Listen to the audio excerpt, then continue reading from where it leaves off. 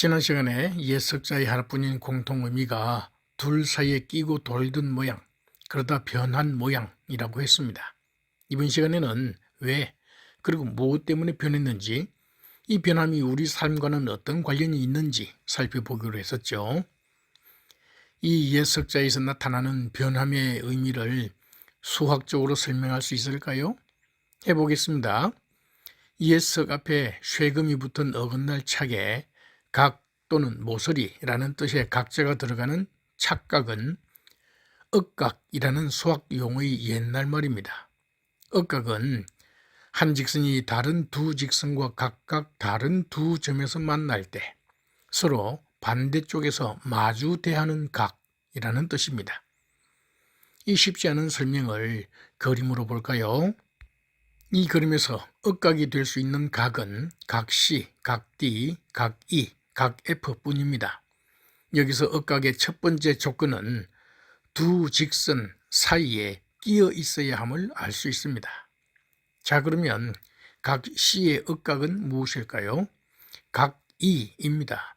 여기서 억각의 두 번째 조건은 마주대하지만 반대쪽에 있어서 만나지 못하는 각, 즉 엇갈린 각임을 알 수 있습니다. 그러므로 옛 석에서의 변함이란 마주대하며 서로 아꼈지만 결코 다시는 만날 수 없는 이별을 말하는 것임을 알 수 있습니다. 이별에도 여러 가지 이유가 있겠지만 대홍수에서의 이별은 죽음 때문인 사별이겠지요.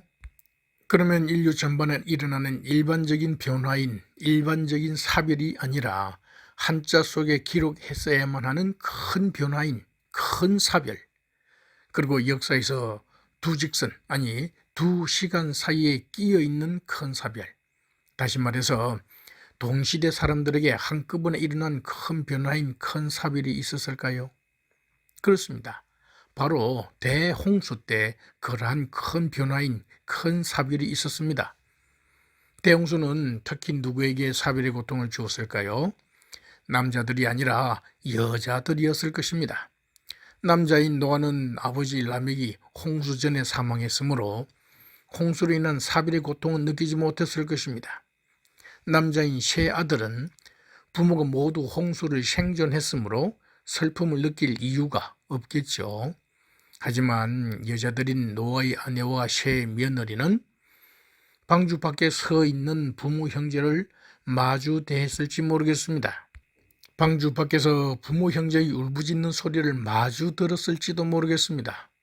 홍수 이전까지는 양팔 사이에 껴안고 태양같이 따뜻한 온기를 느끼던 그 부모 형제들이 지금은 죽고 없는 것입니다.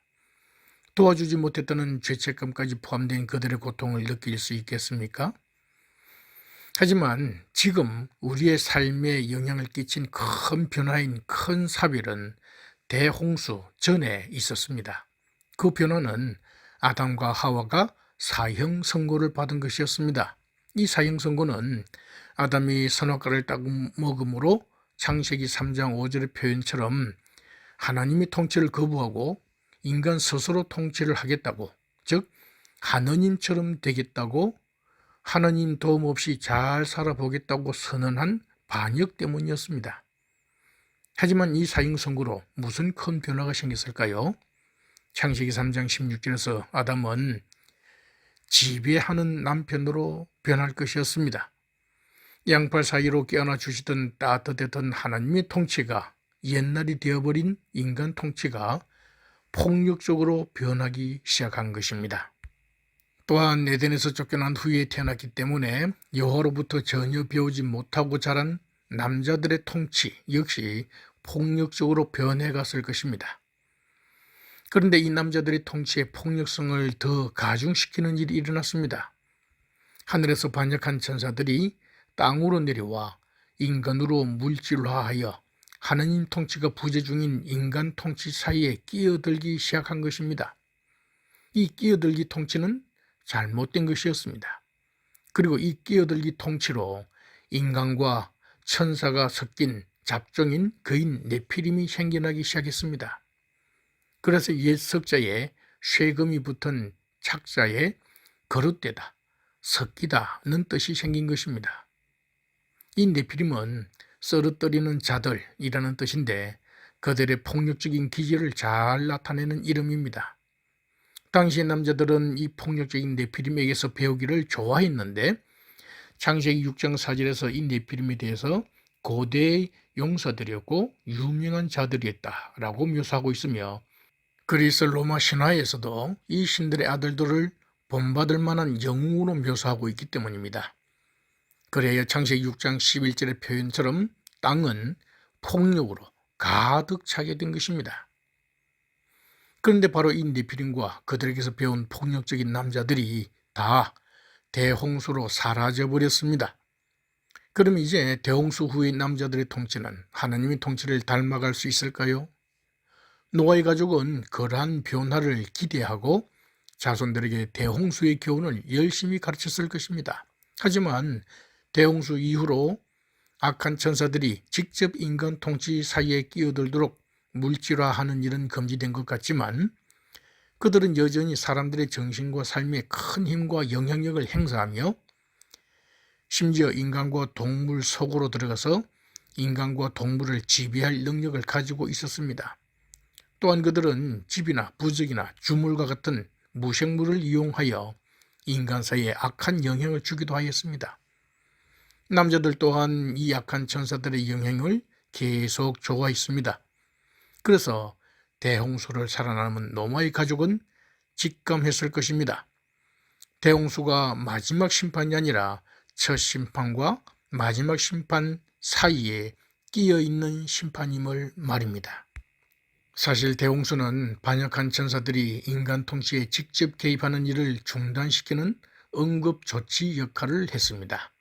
이 대홍수의 응급조치는 반역한 천사들의 우두머리인 사탄의 말과도 일치하는데 창세기 3장 5절에서 사탄은 하와가 선악과를 먹도록 유혹하면서 하느님과 같이 된다고, 즉 하느님을 떠나서 스스로 통치해보라고 권한 것입니다. 다시 말해 대홍수는 천사들이 인간 사이에 직접 개입하는 일을 중단시키는 응급조치 역할을 하므로 인간이 하나님을 떠나 스스로 다스리면서 진정한 행복을 찾을 수 있든지 증명할 시간을 다시 준 것이었습니다. 하지만 남자들은 악한 천사들의 영향을 계속 더 좋아했습니다. 그래서 대홍수를 살아남은 노아의 가족들, 특히 사별의 고통을 직접 경험한 여자들은 또 직감했을 것입니다. 인간 역사에서 두 직선, 아니 두 시간 사이에 끼어있는 큰 사별, 다시 말해서 동시대 사람들에게 한꺼번에 일어날 큰 변화인 큰 사별이 또 있을 것을 말입니다. 할 수만 있다면 자신의 후손들을 그러한 고통에서 구해주고 싶지 않았겠습니까? 아마 그래서 대홍수를 살아남은 여자들은 대홍수의 교훈을 자손들에게 가르치는 데 더 열심이었을 것이며 자신들이 죽고 난 이후에도 잊히지 않도록 글자 속에 홍수 이야기를 남기고자 했던 것일지도 모르겠습니다. 이렇게 본다면 이 옛석은 후손들이 사별의 고통을 경험하지 않도록 교훈하기 위해서 대홍수를 경험한 여자들의 자전적 이야기가 담긴 글자라고 해도 무방할 것입니다.